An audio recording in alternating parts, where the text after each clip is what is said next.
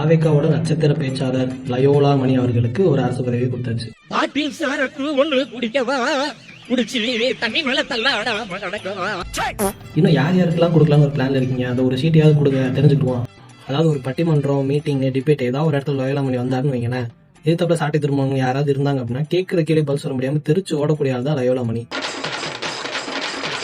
முழுக்க முழுக்க மக்கள் பணியில் எதுவுமே செய்யாமல் உங்களுக்கு ஆதரவாக ஸ்டேஜில் ஏறி பேசினார் அப்படின்ற ஒரே காரணத்துக்காக தமிழ்நாட்டோட மிகப்பெரிய ஒரு பொறுப்பை கொண்டு போய் அவர் கையில் கொடுக்குறீங்க. நம்மளை யார் என்ன கேட்பா, இஷ்டத்துக்கு எல்லாத்துக்கும் கவர்மெண்ட் போஸ்டிங் போடுவோம், நமக்கு தெரிஞ்சு இது நடக்குது, தெரியாமல் இன்னும் எத்தனை பேருக்கு என்னென்ன போஸ்டிங் கொடுத்து வச்சிருக்காங்கன்னு இனிமேல் தான் போக போக தெரியும் அப்படின்னு நினைக்கிறேன். நீங்கள் பதவி கொடுக்குறது யாரும் தப்பாக சொல்லலை, தகுதியான ஒரு ஆளுக்கு தேர்ந்தெடுத்து கொடுங்க. ஏன் யாருமே எக்ஸ்பீரியன்ஸான ஆளாக கிடையாது. ஸோ எப்பவும் போல நார்மலைஸ் பண்ண ஸ்டார்ட் பண்ணிட்டாங்க. எப்படின்னா ஒருத்தர் ஒரு போஸ்ட் போட்டிருப்பா, அதை காப்பி பண்ணி ஒரு 100 பேர் சேம் கண்டென்ட்டை அப்படியே ஒரு எழுத்து கூட மரம் போடுவாங்கல்ல, அதை தான் பண்ணிட்டு இருக்காங்க. இப்போ டிஎம்கே பீரியடில் இதே போஸ்டிங்கை லியோனிக்கு கொடுத்துருந்தாங்க, அதை கம்பேர் பண்ணி போட்டுட்டு இருக்காங்க. லியோனி 30 வருஷமா கவர்மெண்ட்ல டீச்சராக இருந்தவர். ஸோ அவருக்கு தெரியும் ஓரளவுக்கு ஸ்டூடெண்ட்ஸ் டெக்ஸ்ட் புக் இதை பற்றின அறிவு இருக்குது. இவர் என்ன இருக்குன்னு கொடுத்தீங்க?